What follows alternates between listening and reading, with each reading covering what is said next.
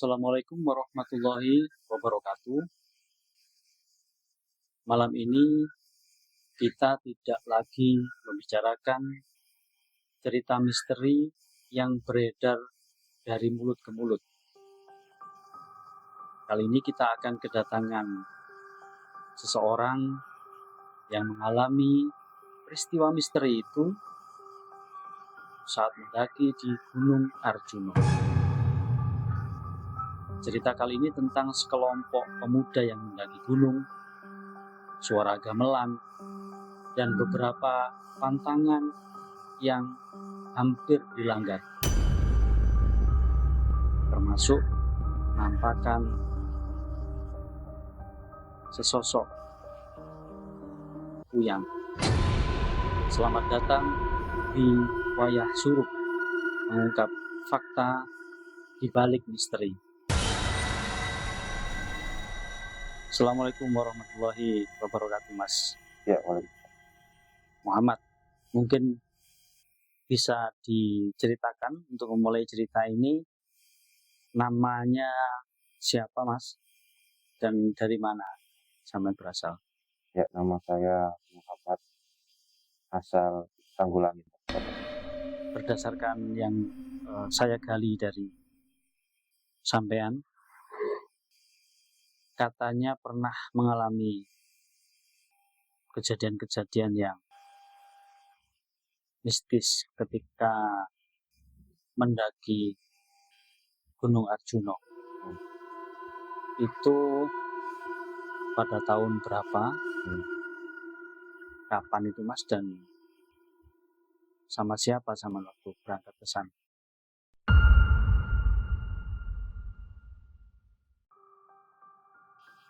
Ya, untuk kejadian itu saya secara pribadi dan beberapa teman saya yang kejadian pada tahun 2015 silam. Artinya 2 tahun pasca kami lulus sekolah SMA, karena kami selama sekolah SMA dan masing-masing menjalani gantinya atau kuliah di universitas di beberapa kota, sering ketemu di hari Sabtu dan Minggu, khususnya untuk cangkruk ketemuan dan sering main bareng ya. Nah, tepatnya di bulan Mei kalau nggak Juni ya, seingat saya, puncak musim penghujan kalau nggak salah. Pada saat itu kami cangkruan di salah satu tempat ngopi di Kedai di daerah Tanggulangin, tempat kami berkumpul. Itu kami ngobrol ingin melakukan aktivitas pendakian, tepatnya di Gunung. Belum kami menempatkan tanggal keberangkatan, kami lebih dulu mencari tahu, karena kami sebelumnya tidak pernah ke sana, hanya gunung-gunung Penanggungan ataupun gunung-gunung lainnya seperti di Pandermen dan lain-lain, tapi belum pernah ke Arjuna. Kami mencari tahu berbagai hal, antara lain trek tercepat berapa hari dan apa yang kerap terjadi di sana, khususnya hal-hal mistis ya, karena kami penasaran dan iseng lah. Kalau menurut bacaan yang kami baca di internet pada saat itu, ada pantangan di Gunung Arjuna itu suara gamelan dan lain-lain.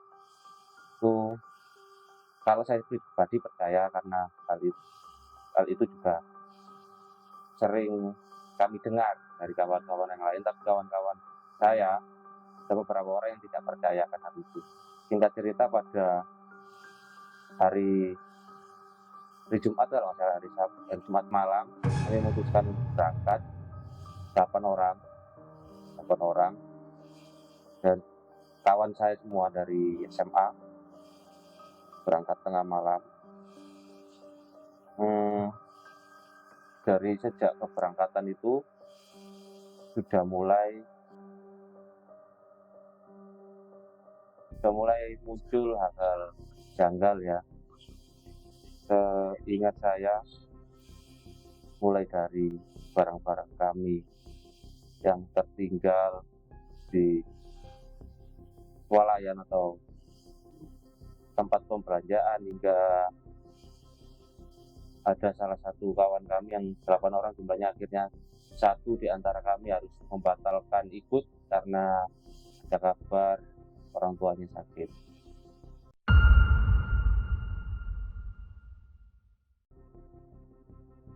Nah, akhirnya kami berangkat itu sekitar berkumpul ya, bukan berkumpul dengan yang lain, itu sekitar jam 9. Sampai di pos perizinan kami mendaki melalui jalur tretes Nigen. Sampai di sana sekitar jam 11, setengah 12 malam dibarengi rintik hujan yang tak lebat. Karena pada itu di sana selain kami ada belasan, kalau nggak puluhan, belasan mungkin rombongan pendaki lain dari berbagai daerah. Akhirnya kami registrasi 7 orang untuk melakukan pendakian sampai jam 12 malam sekian.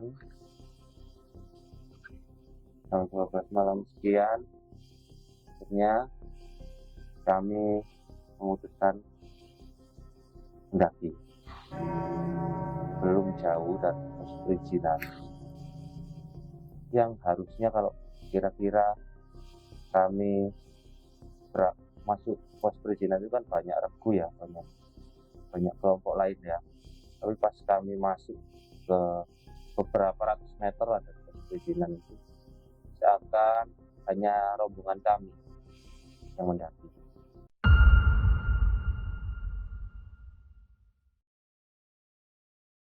Sebentar Mas Muhammad, Anda cerita di awal soal pantangan-pantangan.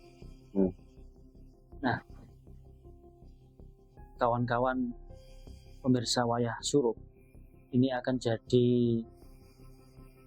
kunci kita dalam episode cerita Mas Muhammad di pendakian Arjuna ini. Kalau boleh tahu Mas Muhammad, apa yang Anda dengar soal pantangan-pantangan itu naik ke Gunung Arjuna? Sebut mungkin beberapa pantangan yang Anda tahu.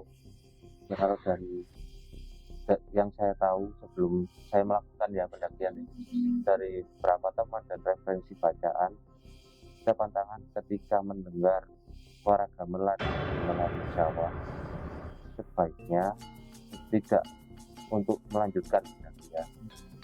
Nah, jika mendengar hal itu, kalau menurut beberapa sumber, ada cara maksudnya makhluk lain yang tinggal atau di kawasan Papua melakukan ngunduh mantu. Sebentar Mas, Anda beberapa kali menyebut menurut sumber. Apakah sumber ini menurut Anda bisa dipercaya? Sumber ini saya dapatkan dari orang-orang sekitar lereng Arjuna, kemudian saya baca dari referensi berita dan beberapa konten ya, pada itu kan konten tahun itu belum ramai TikTok dan lain-lain, hanya di YouTube ya, YouTube ada yang banyak yang menceritakan hal itu. Lalu apa yang Anda dan kawan-kawan putuskan malam itu? Memilih tidak percaya dan tetap mendaki, atau balik kembali ke rumah masing-masing? Bisa diceritakan lebih lanjut.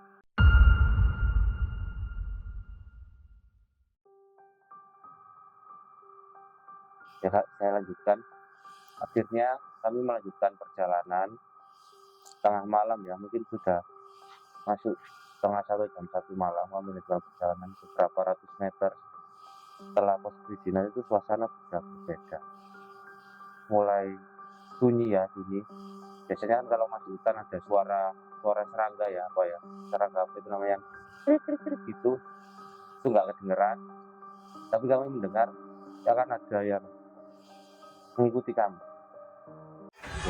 Saya dan teman-teman, dan kalau secara pribadi saya percaya ya akan hal baik tersebut, tapi beberapa teman saya memilih tidak percaya dan melanjutkan perjalanan.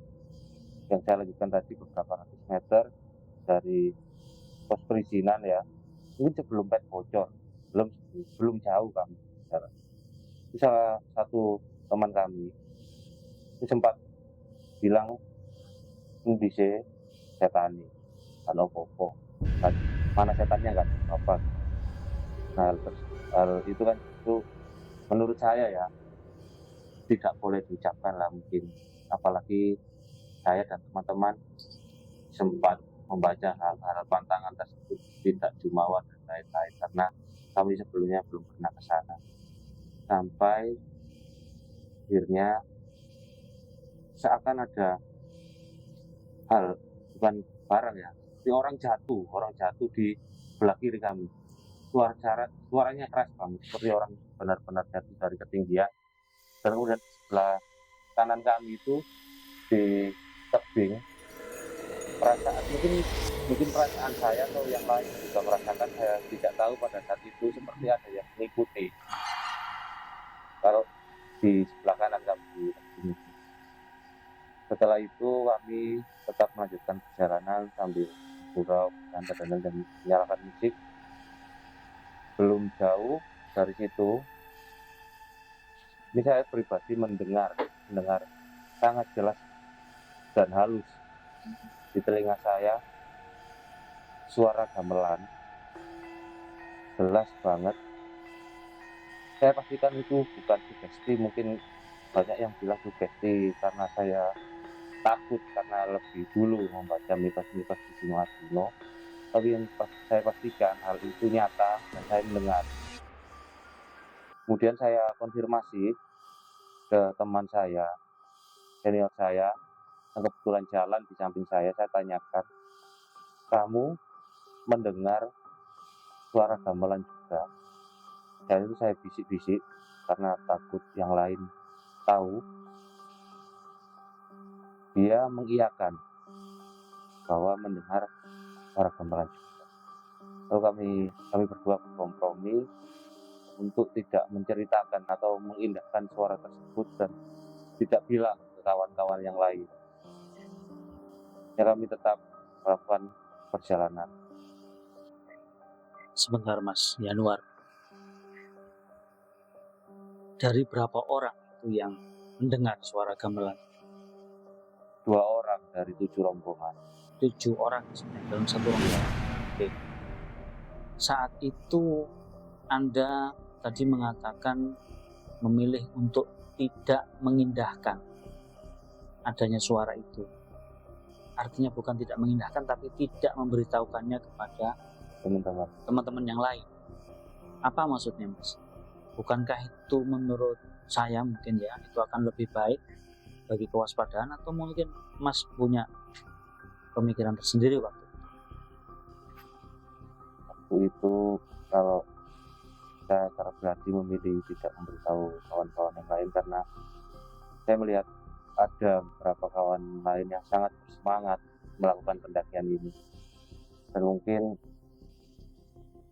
alasan lain ya karena saya takut dianggap halu pada saat itu, karena hanya saya dan satu orang lain yang mendengar. Karena beberapa dari kami benar-benar tidak percaya akan hal gaib atau hal mistis. Mas Yanuar, Anda melanjutkan perjalanan dengan 6 orang teman Anda tadi. Itu sampai berapa lama suara gamelan itu Anda dengarkan? Hanya 1-2 menit. 1-2 menit. Tapi Anda tetap jalan ya? Tetap jalan. Itu jam berapa kira-kira? Jam 1 dini hari.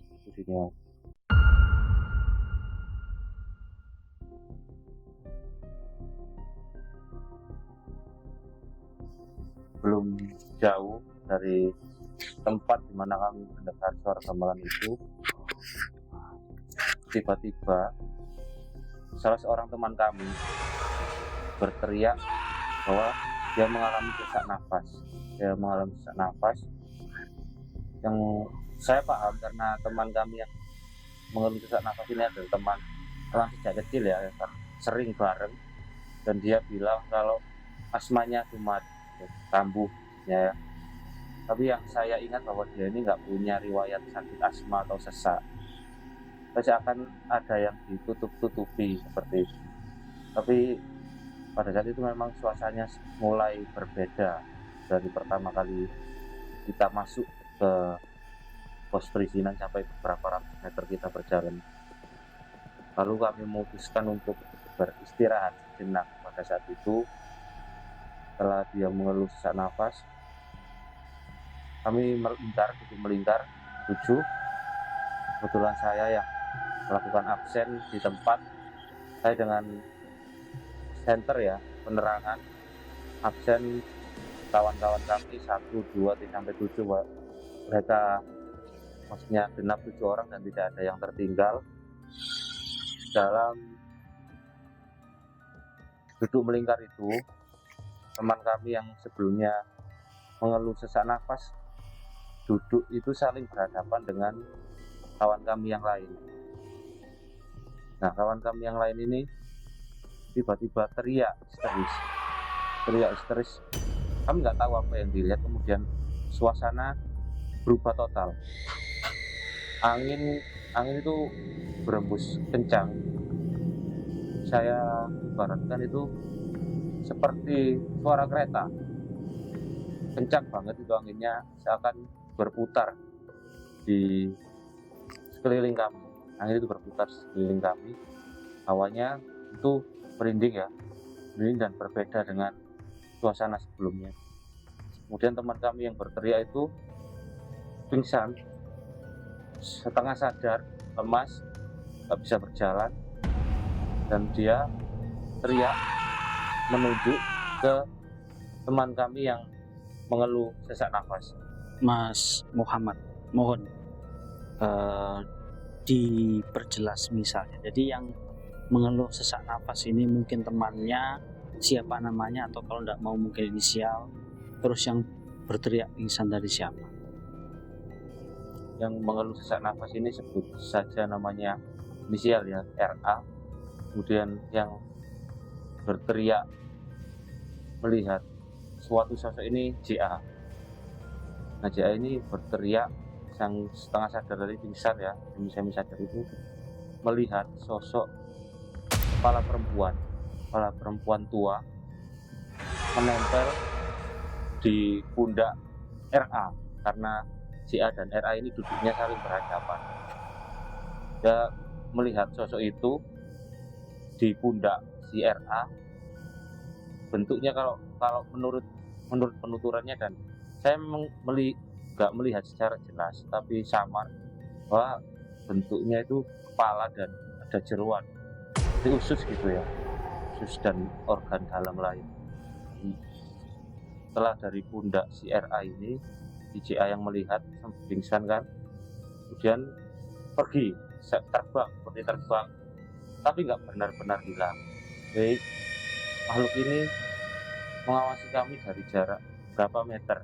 Sebentar Mas Muhammad, saya ulangi lagi ya. Jadi kawan Anda yang bernama JA ini melihat sosok wanita perempuan tua, kepala perempuan tua itu menempel di punggung atau di pundak. Di pundak ya, sebenarnya apa ini namanya, pundak ya, di pundak RA ya. Pundak RA yang sebelumnya mengeluh sesak nafas. Mas Muhammad, saya bisa minta tolong Anda lebih mendetilkan apa yang tampak di belakang teman Anda tadi yang sempat dilihat oleh AJ, Mas Muhammad. Saya minta tolong Anda lebih mendetilkan apa yang dilihat oleh JA di belakang teman Anda RA tadi, yang sempat melihat seorang sosok wanita tua yang menempel di pundaknya.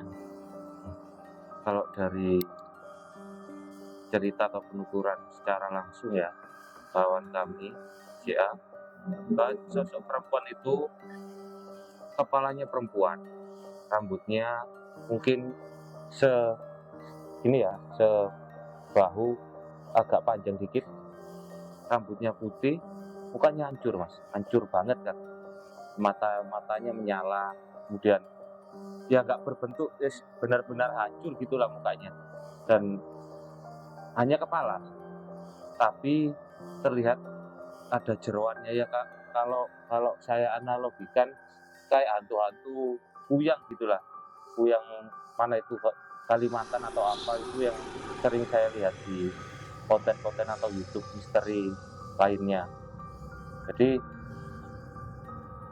setan ini memang setelah menempel di pundak kawan kami RA, kemudian terbang, dia akan mengitari kelompok kami, dan ketika terbang itu bukan hanya JA yang melihat, tapi saya dan kawan-kawan yang lain merasakan dan melihat sosok itu meskipun dari jauh. Kami melihat matanya menyala hanya berjarak beberapa meter dari kami yang duduk melingkar saat itu. Nah, pada saat itu ketika kami duduk melingkar dan suasana janggal, angin kencang dan merinding serta bau bangkai itu tak kunjung hilang, kami berinisiatif untuk membacakan doa-doa ya.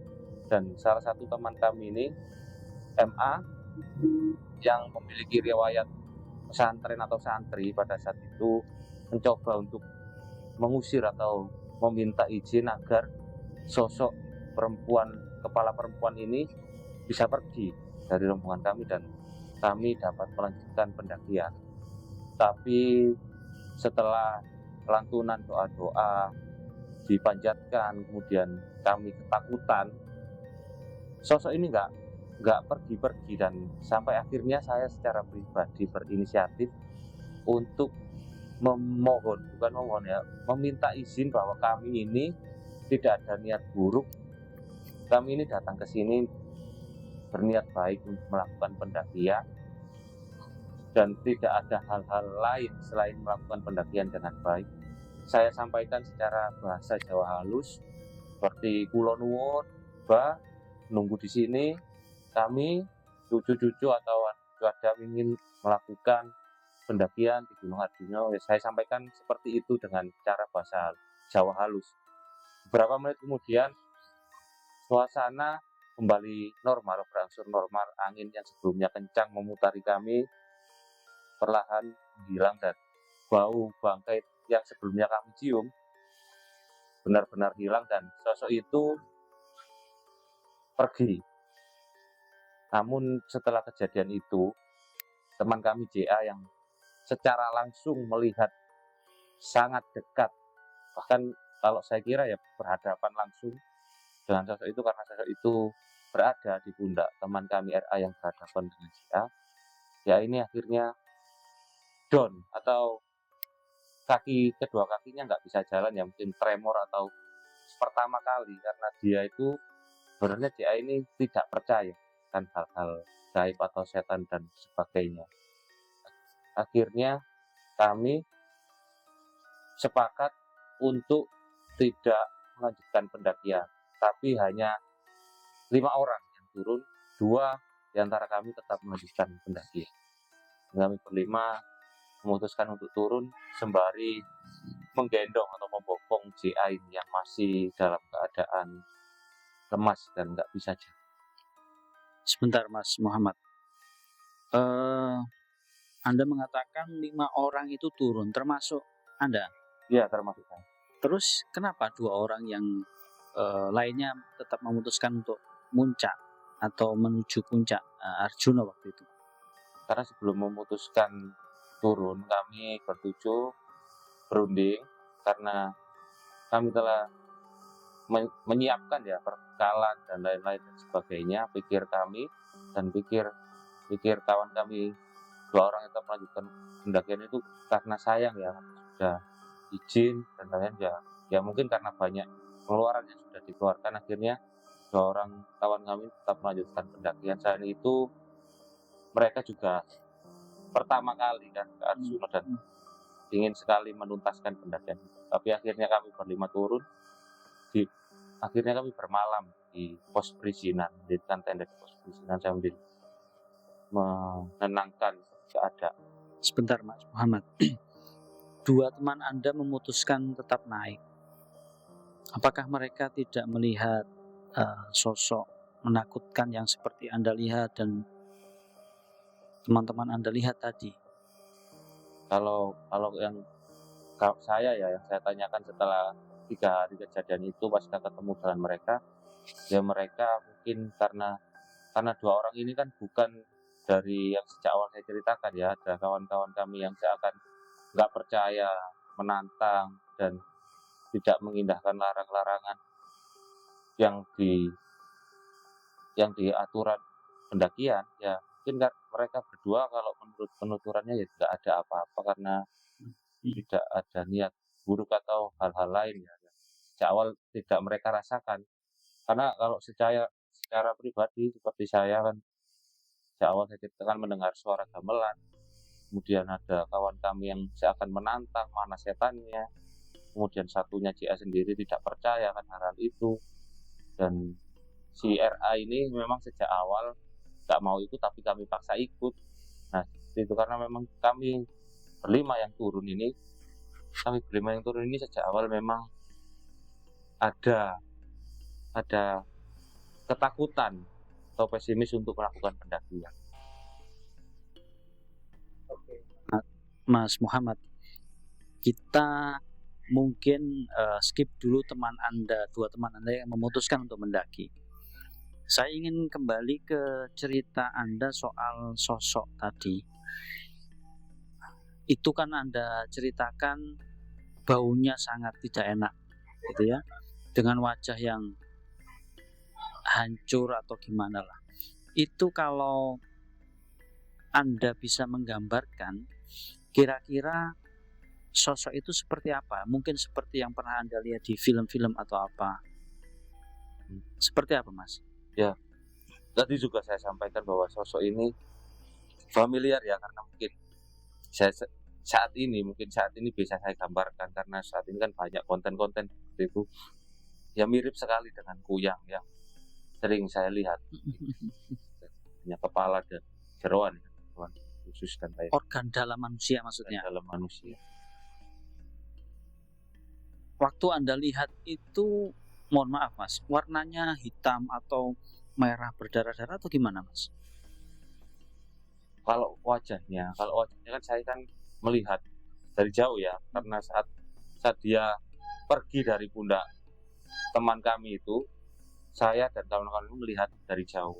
Ini dari jauh sekilas kami hanya melihat matanya menyala dan sosok hitam dan rambutnya yang putih. Tapi kalau dari penuturan si JA yang melihat secara langsung hadapan, wajahnya nggak bisa digambarkan, hancur, banyak darah dan lain-lain lah seperti. Tapi Anda memastikan kalau itu perempuan gitu, Mas? Perempuan tua. Memastikan kalau itu perempuan. Oke, kita berlanjut Mas. Teman Anda dan 4 teman Anda, artinya 5 orang, itu akhirnya membopong JA untuk turun ke bawah. Waktu itu hampir jam 2 lebih ya, jam 2:30. 3. Terus Anda memutuskan untuk ngecamp di mana, untuk mendirikan tenda di mana waktu turun itu? Ya terpaksa kami mendirikan tenda di pos perizinan ya, pos bawah. Nah, kami kan dilarang tidur juga di dalam pos perizinan, ya kami mendirikan tenda di luar. Setelah itu apa yang terjadi Mas Muhammad? Setelah itu ya jujur, setelah kejadian itu saya secara pribadi memiliki trauma khususnya di Gunung Arjuna. Seakan saya berjanji kepada diri saya sendiri, kan saya nggak mau lagi naik gunung itu.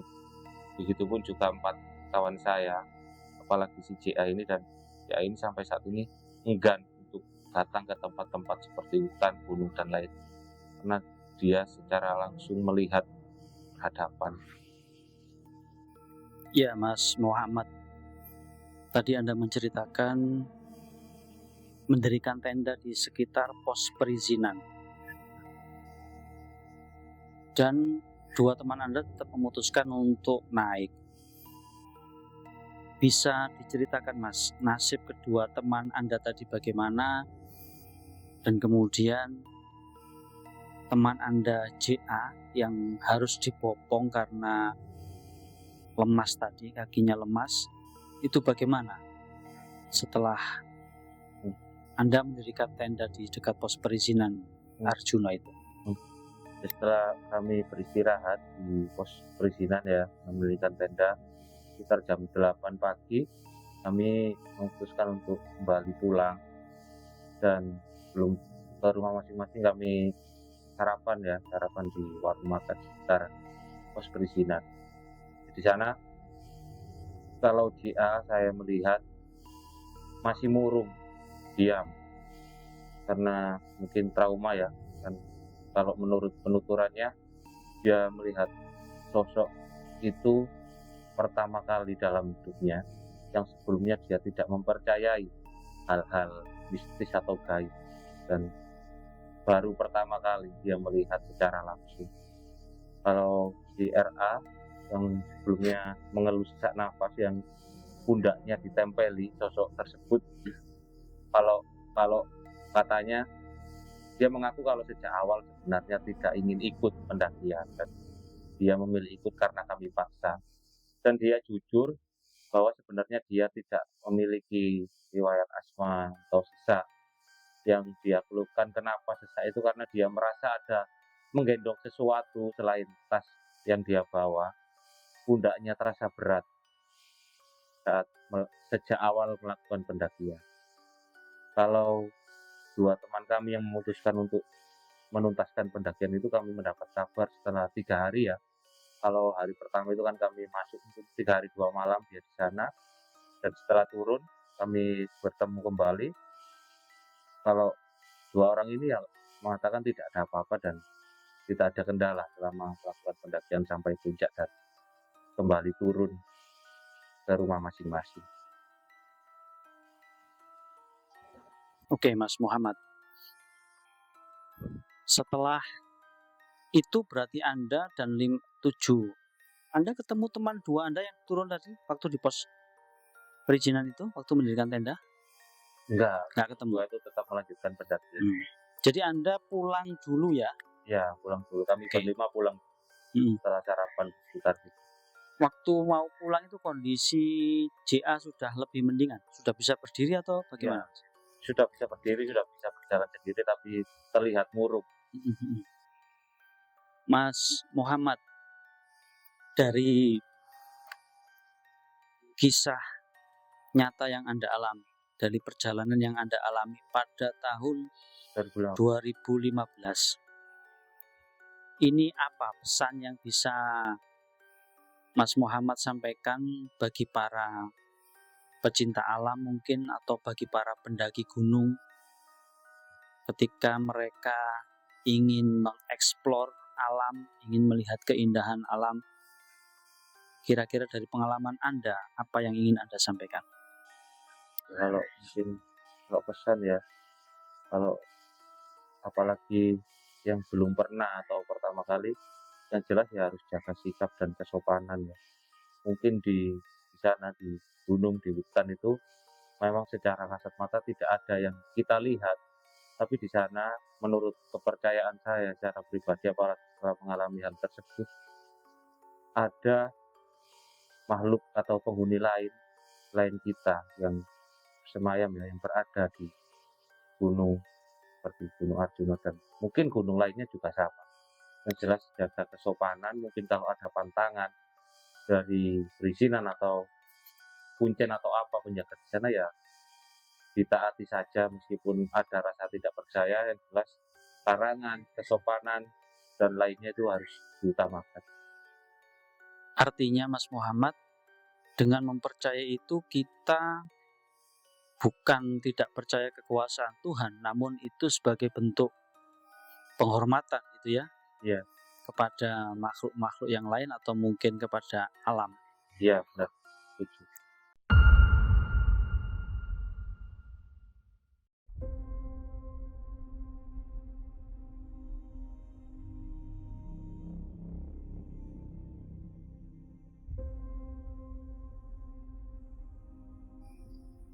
Jadi kawan wayah surup, Mas Muhammad ini salah satu pelaku yang mengalami sendiri kisah mistisnya atau kisah misterinya ketika akan mendaki Gunung Arjuna pada tahun 2015.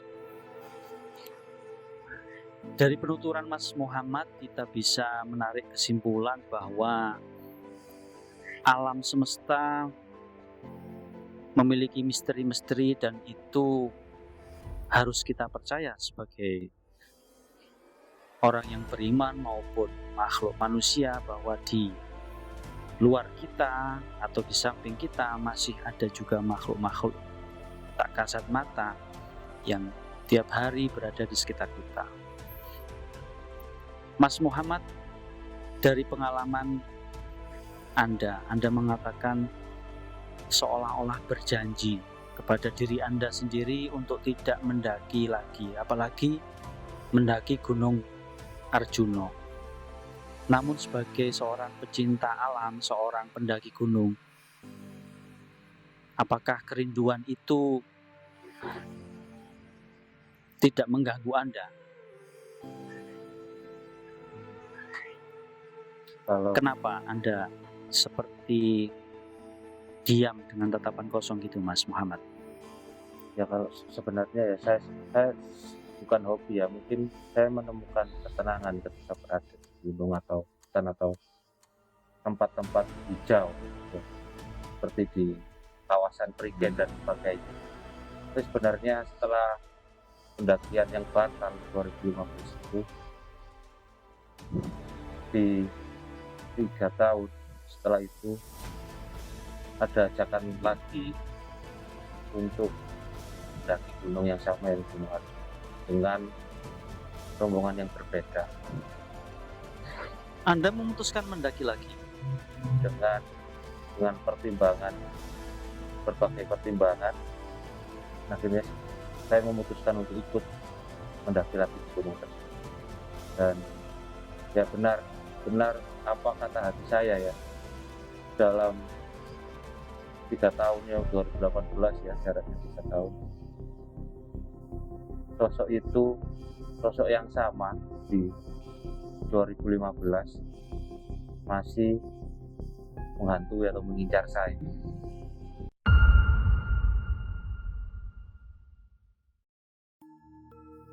Demikian kawan kita tadi, Mas Muhammad, sudah bercerita banyak tentang pengalamannya saat mendaki di Gunung Arjuna pada tahun 2015.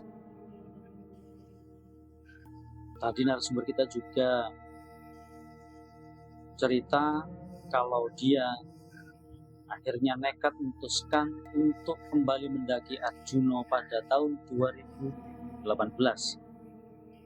Namun saat itu, meski sudah 3 tahun berselang, Mas Muhammad mengalami pengalaman misteri yang lebih berat dari tahun 2015. Apa pengalaman itu bisa kita saksikan pada episode berikutnya. Demikian kawan pemirsa Wayah Surup, jangan lupa subscribe, nyalakan lonceng notifikasi agar tidak ketinggalan video-video selanjutnya. Kawan pemirsa Wayah Surup, kami pamit undur diri. Wayah Surup, matahari pamit, dan sesuatu yang lain mulai datang. Assalamualaikum warahmatullahi wabarakatuh.